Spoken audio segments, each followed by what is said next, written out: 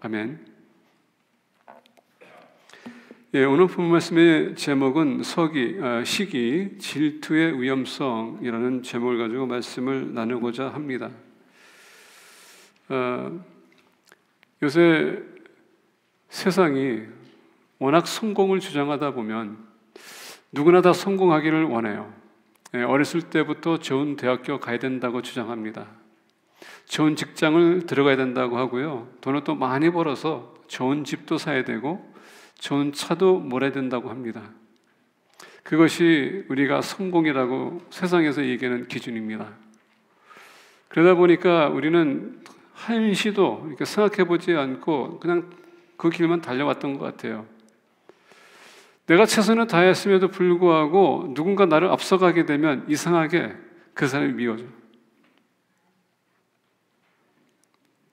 내가 최선을 다해서 내가 이 대학교 들어갔는데 못 들어갔을 때 다른 친구가 들어갔습니다. 평생 내가 그 친구보다 더 열심히 하는 것 같아요. 근데 그 친구가 들어가 나 못 들어갔어요. 그러면 그 친구 볼 때마다 미워져요. 분노가 생깁니다. 왜 우리가 미워하고 분노가 생길까요? 거기에 시기가 있기 때문에. envious라고 합니다. jealousy. 오늘 말씀 보니까 또 이런 인물을 우리가 소개해 주는데 다윗과 사울이 있습니다. 한 사람은 왕이고 한 사람은 아주 젊은 청년입니다. 인생의 경험도 좀 없어요. 근데 오늘 본 말씀 통해서 우리가 배울 수 있는 것은 한 사람이 시기가 가득 차기에 한 사람을 죽이고자 하는 그 모습이 드러납니다. 마치 오늘날 우리 현실을 보는 것 같아요. 분노가 생기게 되면 어떻게 해서라도 그 사람 잡아 끄덕여서 땅에 내려놓게 하고 내가 그 사람 짓밟아서 내가 올라가기 원하는 그런 세상.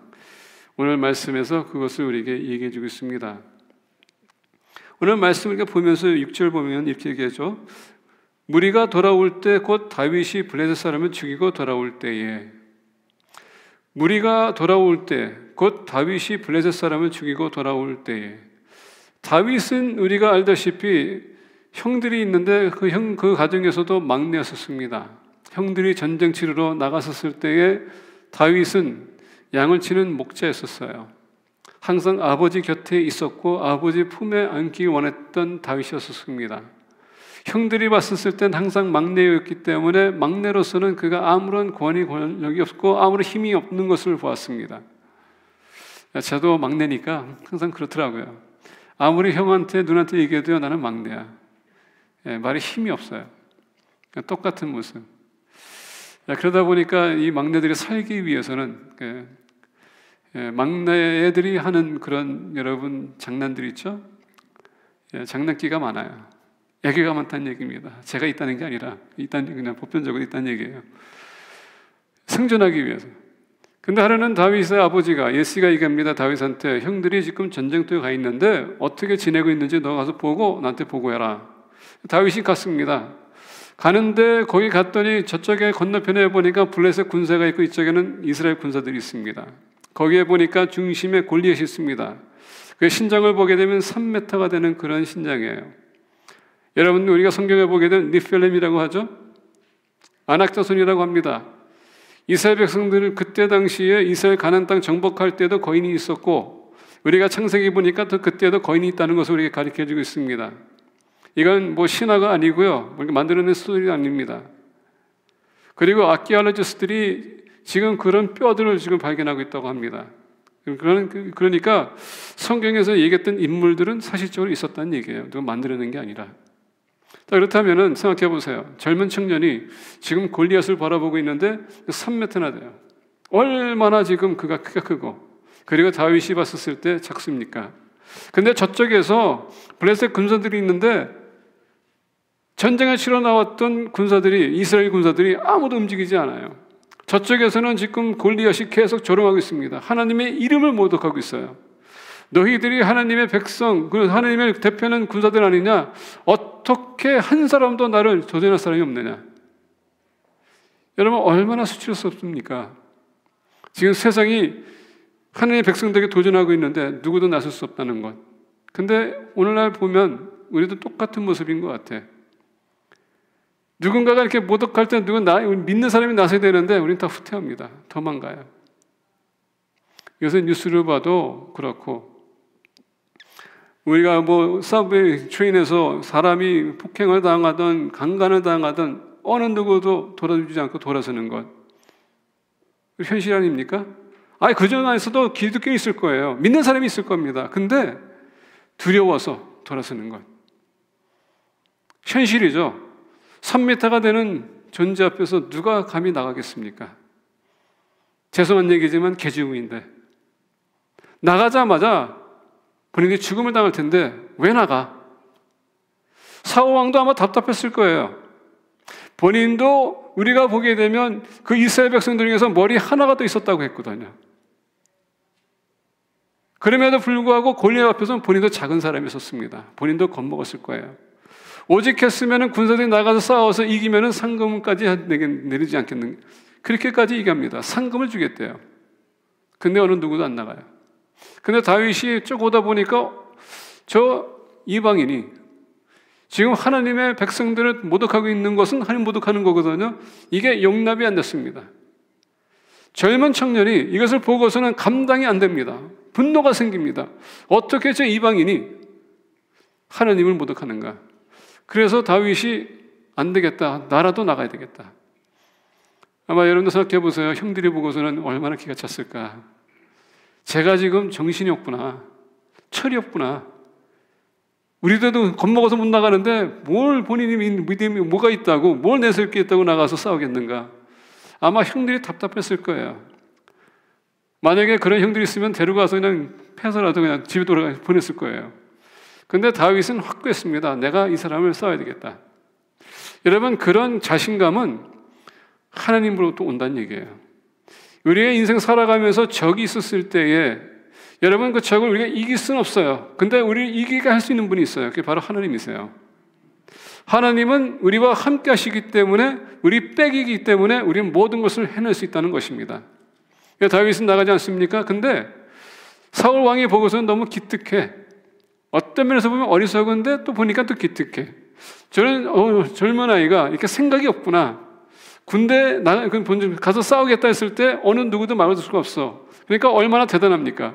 그래서 사울 왕이 자기의 완전무장을 줍니다. 근데 어떻게 합니까? 나는 이거 필요 없습니다.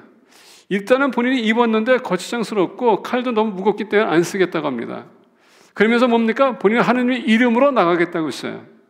사람들은 자기의 탤런트, 자기의 능력, 자기의 있는 것을 가지고 나가서 싸우려고 하지만은 그건 세상적인 방법이에요. 다윗은 오로지 하나님을 믿고 나가겠다는 얘기입니다. 영적 전투에 있어서 하나님이 없이는 여러분 승리할 수 없습니다. 하나님이 우리의 무기예요. 그분이 우리의 전신갑주입니다. 그분이 같이 함께 나가게 되면 어느 적도 물리칠 수 있어요. 아쉽게도 우리가 그렇게 고백하지만 우리가 주님과 더불어 나가지 못할 때가 많아. 왜? 내가 먼저 해보고 안 되면 지금 찾아볼게, 이 얘기입니다. 근데 다윗은 그러지 않았습니다. 나갔어요. 나갈 때 본인이 가장 익숙한 것, 슬링하고 돌 5개, 혹시나 군인에서 형제가 있기 때문에 그들까지도 물리치기 위해서 그런 준비가 나갑니다. 가장 익숙한 것, 본인이 가장 하는 것, 본인이 가장 잘할 수 있는 것. 그가 양을 치면서 들짐승이 오게 되면은 그 맷돌로 그를 찾아 죽이는 것, 그것만 그가 노하고 있었습니다. 그 달란트 하나 가지고 나가서 골리앗을 물리쳐요. 사람들이 봤었을 때 얼마나 기가 찼을까요? 불가능한 것이 가능하게 됐거든요. 그랬더니 동기부여가 됐습니다. 그래서 이스라엘 백성들이 이제 어떻게 합니까? 전쟁터로 나가서 블레셋 사람들이 이긴 겁니다. 우리 믿음의 공동체요. 여러분들이 하나님께서 택하신 이유는 세상의 패배자가 아니라 승리자로 하나님께서 부르신 겁니다. 여러분들이 어떤 상황에서 쓰신다면 그게 동기부여돼서 믿는 사람들이 일어나게 돼 있어요. 그런 리더가 되라는 얘기입니다. 항상 뒤를 쫓아가는 사람이 아니라 하나님을 쫓아가는 사람, 그리고 하나님을 바라보면서 여러분들이 리더십을 발휘할 할 때는 발휘해야 된다는 얘기예요. 그래서 다른 사람들이 동기부여돼서 그들이 움직일 수 있고 공동체가 나가서 이 영적 전투에서 승리할 수 있도록 우리가 같이 협력해 나가야 돼요. 전에도 말씀드리지 않았습니까? 교회는 믿음은 개인적이지만은 원래 교회는 공동체예요. 그래서 공동체가 같이 움직이게 된다는 얘기입니다. 그만큼 파워풀한 겁니다. 근데 오늘날 사회를 보게 되면 교회가 힘을 많이 잃은 것 같아요. 무능력합니다. 아무런 힘이 없어요. 그러다 보니까 세상은 그걸 알아요. 그래서 심지어 우리의 자유까지도 뺏어가는 이 시대에 살아가지 않습니까? 하나님께서 일어나라, 담대하라.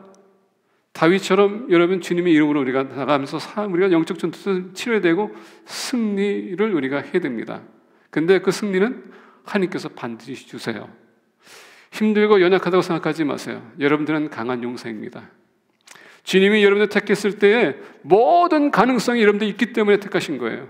플러스 알파 주님께서 우리와 함께 하신다면 불가능한 것이 없다는 얘기입니다. 모든 것이 가능해요.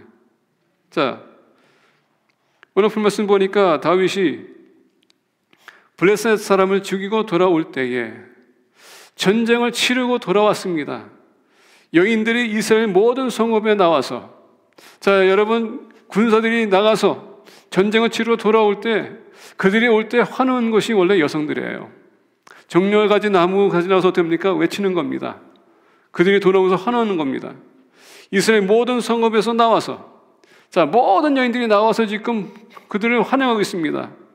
그러면서 노래하며 춤을 추며 서고와 경세를 가지고 왕 사울을 환영하는데, 자, 당연히 여러분 군사들이 이제 전쟁을 치르고 들어오게 되면 누가 먼저 옵니까?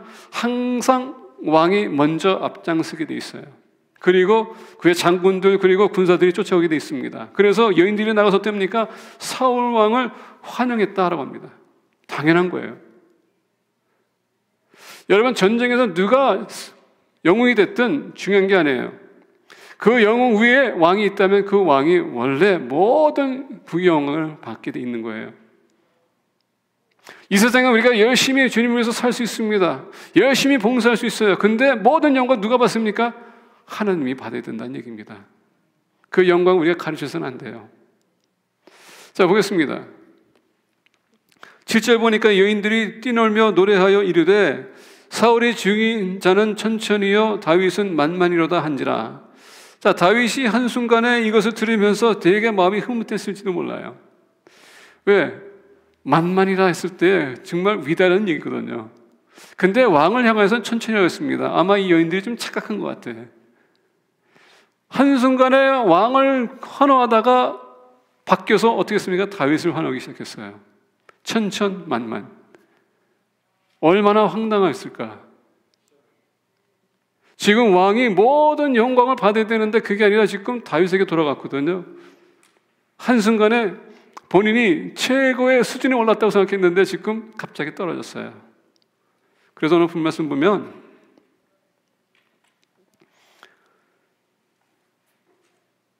8절에 사울이 그 말에 불쾌하여 심히 노하여 이르되, 여기서 사울이 그 말에 불쾌했다는 것은 시기했다는 얘기예요. 심히 노하여, 노한다는 단어는 그 분노가 계속 쌓였다는 얘기입니다. 왜 다윗이 이렇게, 사울이 왜 이렇게까지 그 분노가 쌓였을까? 모든 군사들이 골리앗과 싸우지 않았고 조롱당했었을 때 왕이 나가서 싸웠어야 되는데 그러지 못했고, 첫 번째 그 수치, 부끄러움. 근데 이 젊은 청년이 와가지고 내가 싸우겠다. 근데 왕은 지금 자기가 군사들 보고 있고 자기 자신이 돌아봤었을 때는 터무니없게 작았어. 근데 다윗이 와가지고 어떻게 했습니까? 나는 하나님의 이름으로 나가겠습니다 했을 때에, 그때 사울이 생각했다면 마치 하나님이 우리의 백이지 했다면은 문제가 안 돼. 근데 여러분, 사울은 벌써 이미 하나님이 버린 사람이에요. 우리가 바로 16장으로 돌아가게 되면 16장 14절에 보게 되면 이렇게 말씀하십니다. 여호와의 영이 사울에게서 떠나고 여호와께서 부르시는 악령이 그를 번뇌하게 한지라. 자, 16장에 하나님께서 벌써 뭐라고요? 영이 사울을 떠났다라고 했습니다. 왜냐하면 사울은 왕이었음에도 불구하고 사람들에게 인기를 얻기 위해서 사울이 명령했던 명령을 어기고, 그 사무엘이 명령이 하나님께서 주신 명령이거든요. 그 하나님 명령을 어기고 사람들을 기쁘게 하기 위해서 본인이 해서는 안 될 제사를 드렸거든요. 제사가는 누굽니까? 대제사장이 할 일이지 왕이 할 일이 아니거든요. 근데 그건 넘었어요. 교만해졌다는 얘기예요. 그러면서 나중에 사무엘이 와서 그거 가지고 지적했더니 뭐랍니까? 백성들이 탓을 두고 해서 백성들에게 탓했어요. 그들이 원했기 때문에. 하나님의 말씀을 어겼다는 것은 벌써 이미 그가 왕으로서 자격이 없다는 얘기예요. 그래서 사무엘상 15장 28절을 보게 되면, 여러분 좀 뒤로 가셔서 무슨 얘기하냐면, 사무엘이 그에게 이르되 여호와께서 오늘 이스라엘 나라를 왕에게서 떠나 왕보다 나은 왕의 이웃에게 주셨나이다. 하나님 말씀을 어겼더니, 제사를 드렸더니 하나님께서 그 왕을 뺏어서, 왕권을 뺏어서 이웃에게 주겠다. 16장에 가니까 또 악한 일들을 행하다 보니까 하나님의 영이 떠났다.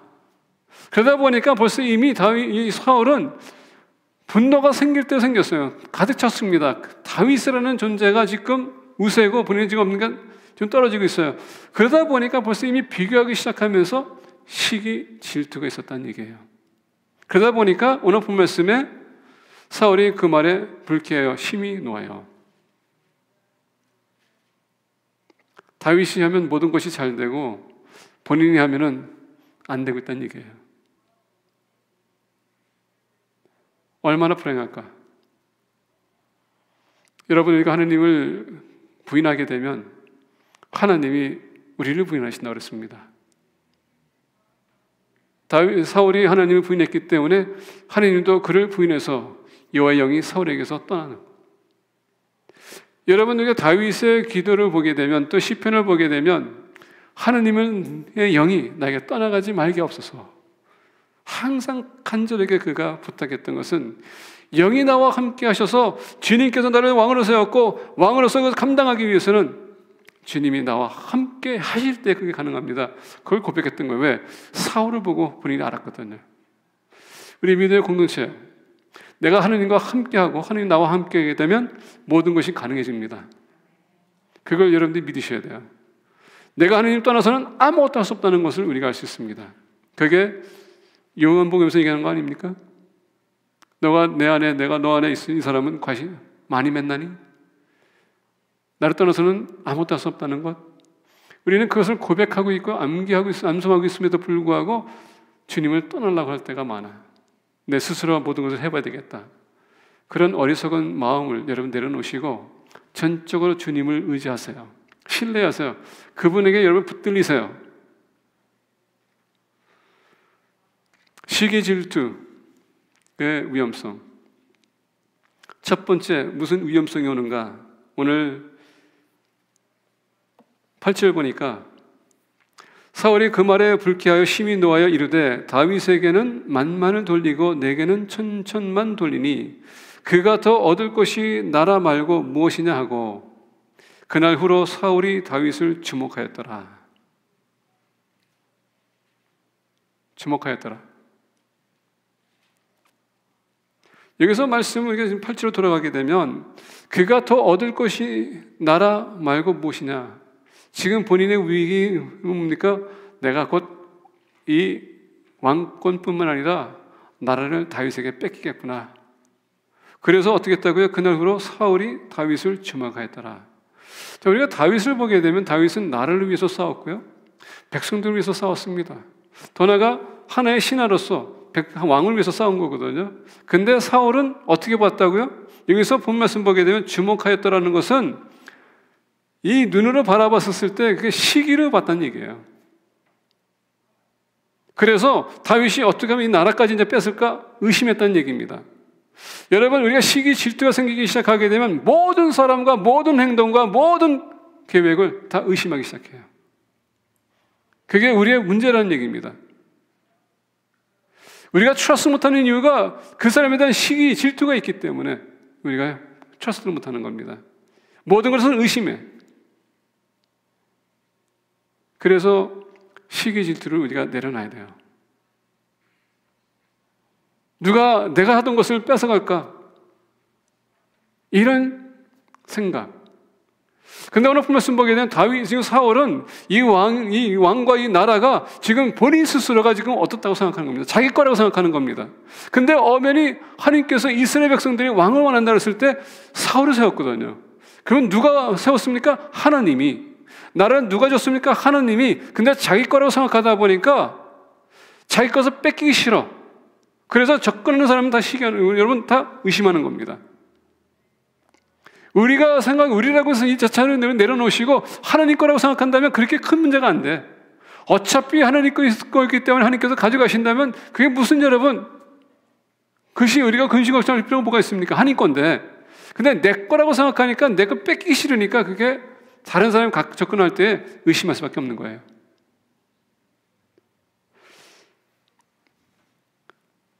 그날 후로 사울이 다윗을 주목하였더라. 의심하기 시작했습니다.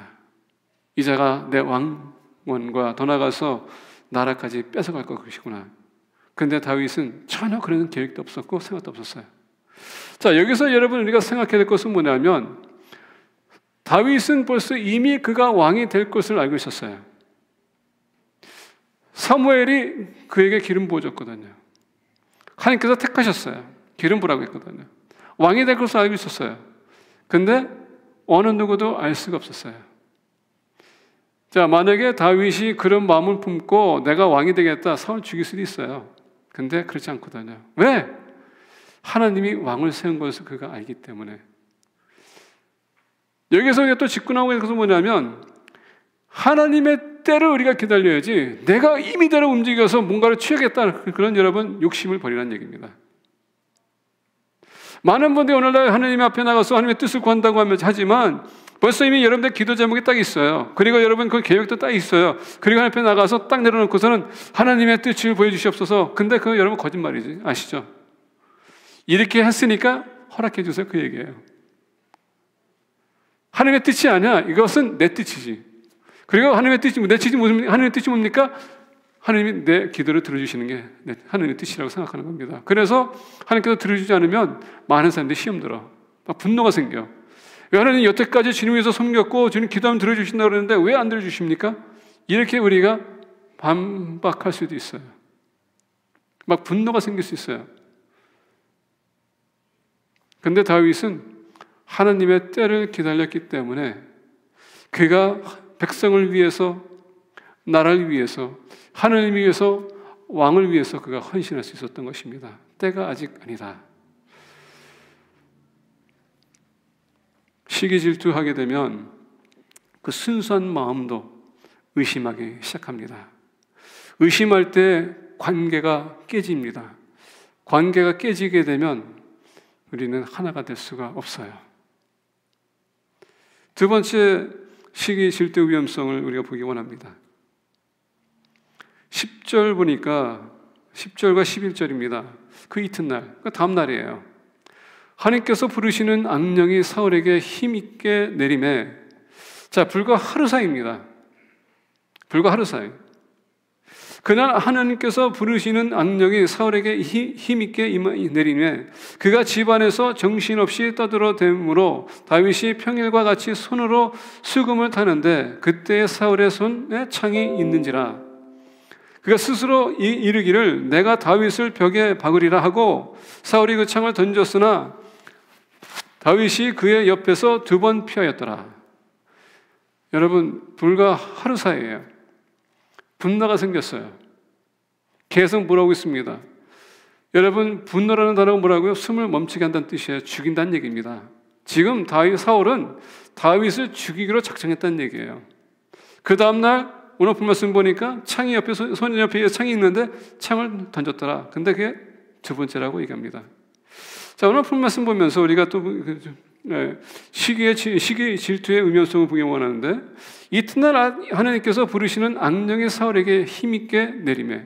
자, 지금 사울은 지금 악령으로 인하여서 지금 지배를 받고 있다는 얘기예요. 하나님의 영이 떠났습니다. 그럼 여러분, 하나님의 영이 떠났으면 그 빈집에 누가 들어온다고요? 악한 영이 7이 들어온다고 하지 않습니까? 자, 지금 악령이 들어왔어요. 어떻게 하나님께서 그렇게 허락할 수 있는가? 욥으로 돌아가게 되면 하나님께서 1장과 2장을 보게 되면 하나님의 아들들이 하나님 옆에 나왔습니다. 거기에서 누가 또 왔다고요? 사단도 왔다고 했습니다. 하나님께서 사단에게 물어봅니다. 너 어디서 왔느냐 했더니 땅을 여기저기 돌아다니면서 왔습니다. 사단의 역할이 뭐라고요? 그 이름 자체가 적이에요. 그는 참소하는 자입니다. 뭘 참소합니까? 여러분들의 약점을 가지고 보고 그걸 참소하는 자가 사탄이에요. 그래서 사단이 지금 이 땅에 두루다니는 건 뭡니까? 하나님께서 택하시고 사랑하는 여러분들을 참소하기 위해서 지금 두루다니고 있다는 얘기예요. 근데 사단이 지금 어디까지 간다고요? 하나님의 보좌 앞에 나가요. 주님이 재림하시게 되면 그 특혜가 끊어집니다. 사단은 더 이상 하나님 앞에 나갈 수가 없어요. 왜? 재림하기 위해서는 그 심판받기 때문에 1000년 동안 그가 아무것도 못해요. 근데 그 전까지는 하나님 앞에 나가서 참소합니다. 그게 사탄의 역할이기 때문에. 그렇다면 하나님께서 욥을 통하여서 또 욥에 대해서 얘기하면서 어떻게 합니까? 욥을 너가 유해히 봤느냐? 뭐냐면 지금 사단이 욥을 계속 주목하고 있었다는 얘기예요. 약점을 찾기 위해서. 근데 욥이 의로운 자였었습니다. 정직한 자였었어요. 허물이 없었던 자였었습니다. 그러다 보니까 사단이 욥을 공격할 수 있는 게 없어요. 참설 게 아무것도 없어. 적어도 우리 믿음의 공동체예요. 말씀 안에 살게 되면, 우리가 거룩하게 살게 되면 사단도 심지어 우리를 봤었을 때 참설 게 없다는 얘기입니다. 우리가 정직하게 살고요, 주님 보는 눈에 우리가 볼 때 우리가 정직하게 우리 살고 주님께 인정한다면 우리는 참설 게 없어요. 자, 근데 우리는 죄인입니다. 예수님께서 십자가 지시지 않습니까? 죗값을 지불했어요. 그러다 보니까 우리가 의로운 사람이 됐어요. 그러다 보면 이제 사단이 우리를 참소해도 주님께서 이미 내가 죗값을 지불했으니까 조용하라. 끝이에요. 근데 사단은 뭐 한다고요? 계속 우리를 공격해요. 오늘 본 말씀 보니까 사단이 욥을 가서 공격한 것처럼 오늘 본 말씀도 사울을 공격했다는 얘기입니다. 사울에게 힘 있게 내리매 그가 집안에서 정신없이 떠들어대므로. 자, 여기서 이 말씀을 보게 되면 영어는 이렇게 얘기합니다. He was prophesying in his house. 정신없게 떠들어댄 게 여기서 보니까 영어로는요 prophesy라는 나왔습니다. 예언했다라는 뜻을 갖고 있어요. 지금 제가 쓰는 잉글리시 바이블을 보게 되면 rave라는 단어입니다. 그것 또한 마찬가지로 예언했다라는 뜻을 갖고 있어요. 아니, 정신없게 떠드는 게 지금 어떻게 예언이 될 수 있을까? 구약에서 얘기하는 예언은 어떤 예언인가? 오늘 많은 사람들이 예언자라고 지금 보면 예언자라고 해요. 본인이 다니면서 선지자라고 합니다. 그래서 예언한다고 합니다. 여러분 다 거짓말이에요. 하나님이 여러분들에게 계시할 수 있어요. 무슨 얘기야? 여러분의 삶에 대해서 계시할 수 있는데 더 이상 새로운 계시는 없어요. 심내 요한으로 인해서 끝났고요. 주님이 오심으로써 우리 성경 66권 외에는 다른 계시가 없습니다. 개인적인 삶의 계획에 의해서 하니까 이길 수 있습니다. 그러면 그건 여러분들이 간직하는 것이지 그것을 폭로하는 것은 아니거든요. 근데 우리는 막 폭로하려고 할 때가 많아요. 구약에서 선지자를 왜 세웠냐면 구약의 이스라엘 백성들이 하나님 말씀을 저버리고 하나님께서 가야 될 길을 보여주셨는데 그들이 이탈하게 되면 선지자를 보내서 하나님께서 이겼습니다. 경고의 사인, 메시지를 주기 위해서 선지자를 세운 거예요. 그게 선지자의 역할입니다. 그래서 하나님께서 말씀을 받아가지고 선포하는 것. 그걸 갖다 예언이라고 하는 겁니다. 신약의 예언은 뭡니까? 예언의 은사를 사모하라고 합니다. 예언의 은사는 뭐냐면 말씀을 가지고 우리가 사람들에게 선포하는 거예요. 그래서 가르치는 은사예요. 왜냐하면 여러분들 중에서 교회를 다니시지만 이제 나오신 지 얼마 안 되신 분들 계시고 그 말씀의 뜻을 알아야 될 텐데 그러면 어떡합니까? 목회자나 사역자들이 우리가 말씀을 가지고 얘기해 주는 겁니다. 하나님의 말씀입니다. 그래서 예언의 은사는 말씀을 가리키는 은사라 우리가 신약에 와서 그렇게 우리가 해석하고 모든 신학자들이 그렇게 보고 있습니다. 그걸 다르게 해석하는 사람들 여러분들 주의하세요. 그런데 제가 필리핀에 와서 보니까 본인들이 예언자라고 얘기하면서 다니는 사람들 몇 사람 있더라고요. 여러분 멀리 하세요. 예언자가 아닙니다.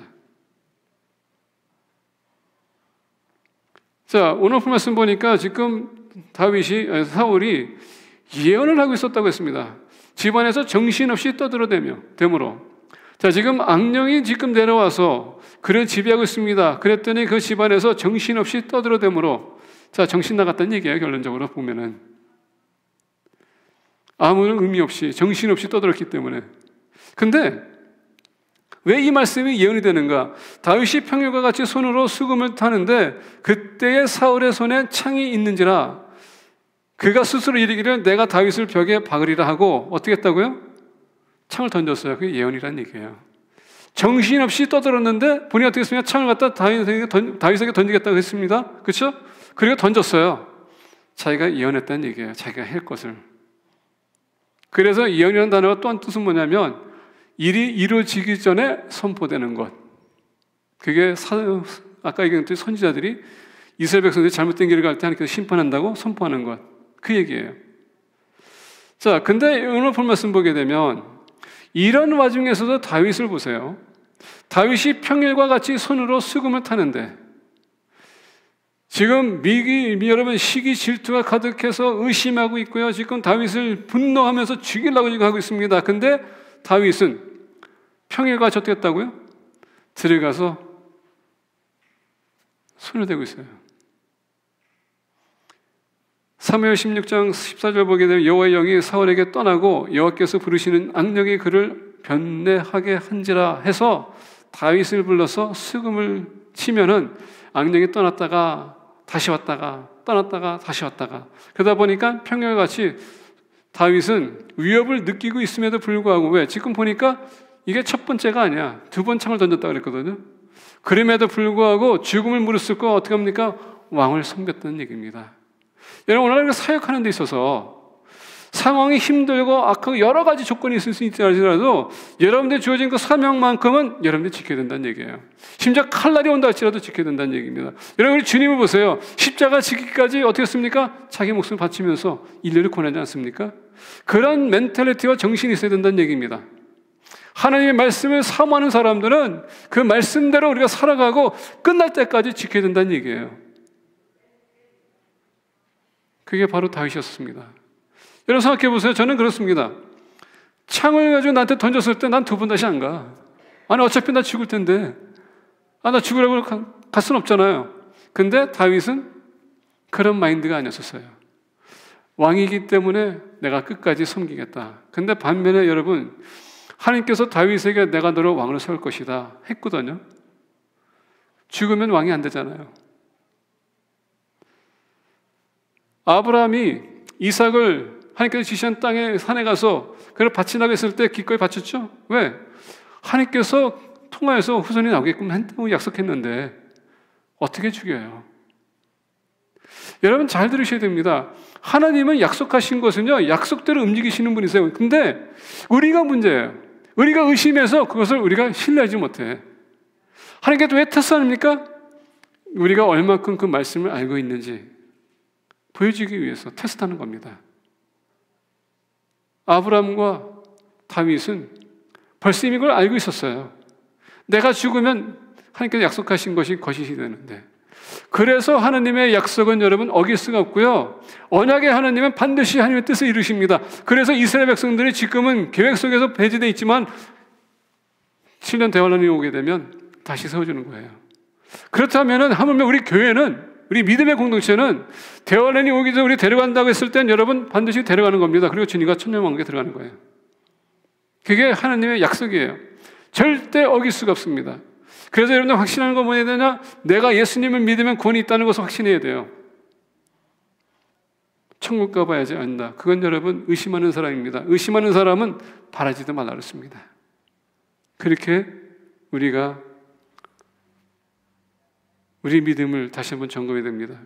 우리가 야고보서 1장 8절 보게 되면 두 마음을 품어 모든 일에 정함이 없는 자로다 라고 합니다. 두 마음을 품으면 우리가 요동해서 흔들린다는 얘기예요. 두 마음 품지 말라는 거예요. 확실하게 주님 믿으면 믿으세요. 그걸 가지고 우리가 가는 겁니다. 어디까지? 하나님까지. 다윗을 다시 한번 보겠습니다. 그가 평일과 같이 손으로 수금을 타는데 그때 사울의 손에 창이 있는지라 그가 예언했다고 했죠. 그가 스스로 이르기를 내가 다윗을 벽에 박으리라 하고 예언했어요. 창을 갖다가 박으리라 하고 어떻게 했습니까? 들어서 던졌어요. 우리의 말의 힘이 얼마나 중요한지 아십니까? 여러분들이 마음 먹고 뭘 하고자 해서 여러분들이 뱉으잖아요. 그 여러분들이 실천한다는 거 아시죠? 하나님의 말이 얼마나 능력 있는 말씀인지 아십니까? 태초에 하나님이 천지창조하시고 가라사대 했더니 어떻게 했습니까? 육의 창조가 된 거예요. 말로 인해서 모든 것이 이루어졌다는 얘기입니다. 그래서 야고보서 또 보니까 무슨 얘기합니까? 우리의 입에서 여러분 축복하고 저주할 수는 없다고 했습니다. 왜? 그 말에 힘이 있기 때문에. 우리가 긍정적인 말하게 되면 여러분 모든 것이 긍정적으로 보일 수 있어요. 우리가 부정적으로 하면 모든 게 다 부정적으로 보일 수 있습니다. 왜? 말에 힘이 있기 때문에. 그래서 우리 믿는 사람들은 다른 얘기할 것이 필요 없고 우리가 말씀을 가지고 얘기하는 것이 가장 중요하다는 얘기입니다. 왜? 말씀은 생명력이 있고 능력이 있기 때문에. 말씀은 역사합니다.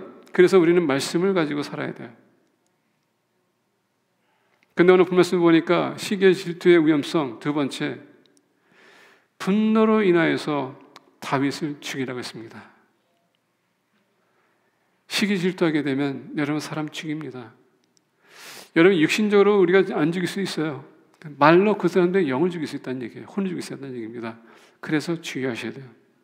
세 번째, 시기와 질투의 위험성, 12절입니다. 여호와께서 사울을 떠나 다윗과 함께 계심으로 사울이 그를 두려워한지라. 이제 보니까 다윗이 두려운 존재가 됐어요. 창을 던졌는데 피했고 두 번 던졌는데 피했어요. 이건 무슨 시츄에이션이지? 왜 안 죽지? 여러분, 사람의 생명은 하나님께 달려있는데 누가 누굴 죽여요? 그래서 주의됩니다. 자, 이 말씀을 이렇게 좀 보고 제가 말씀을 맺고자 합니다. 사울이 그를 두려워한지라. 이 두렵다는 단어를 보게 되면 무슨 뜻을 갖고 있냐? 누군가 또는 누구에게 인하여서, 누군가 아니면 무엇으로 인하여서 놀랍게 일이 이루어졌을 때 충격받음을 가지고 놀랍다는 뜻이에요. 여기서 보니까 두렵다는 얘기예요. Something awesome that you cannot explain happens. Then our reaction to it is fear. 왜 일이 생겼지? 어떻게 된 것이지? 이게 가능할 수 있을까? 다윗을 죽이려고 했는데 지금 보니까 아직도 살아있어요. 아니, 그러면 결국은 이자가 이자가 이 나라를 두려움이 생긴 거예요.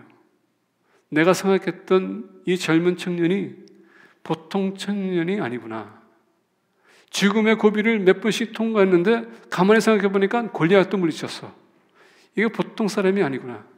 내가 함부로 대해서는 안 될 사람이구나. 근데 시기 질투가 가득 차다 보니까 어떻게 합니까? 두려움이 있다 보니까 두려움으로 해서 이제 나를 보호해야 돼. 방어해야 돼. 그래서 다윗을 여러분 계속 죽이려고 했던 거예요. 자기 보좌와 나라를 뺏기기 원치 않기 때문에. 그게 자기 보좌, 자기 나라. 하나님 보좌와 하나님 나라라면 그래 다윗아 너가 마땅히 왕이 돼야 되겠구나. 우리가 물려줄 줄 알아야 되는데 내 거라고 생각하기에는 절대 놔줄 수가 없어요. 그러면 어떻게 합니까? 죽여야 돼. 둘 중에 한 사람이 얻을 수 있는 것인데 두 사람이 얻을 수 있는 것은 아니고. 그래서 다윗을 죽였던 겁니다. 아마 사울은 얼마나 불행한 삶을 살았는지, 그 다윗은 얼마나 마음이 답답했을까. 우리가 오늘 본 말씀 앞서서 보게 되면 1절에 다윗이 사울에게 말하기를 마침에 요나단의 마음이 다윗의 마음과 하나가 되어 요나단이 그를 자기 생명같이 사랑하니라.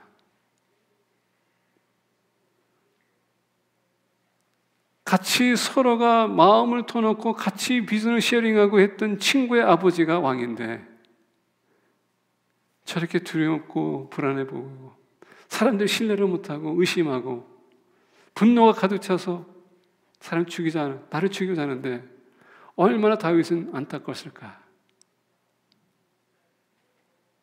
근데 여러분, 다윗도 아마 이런 상황에서 나를 죽여주시옵소서 했을지도 몰라요. 근데 하나님께서 허락하지 않거든요.